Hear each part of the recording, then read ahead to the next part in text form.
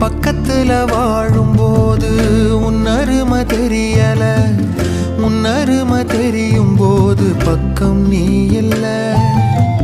தன்னந்தனி படகு போல தத்தளிக்கும் வாழ்க்கை போல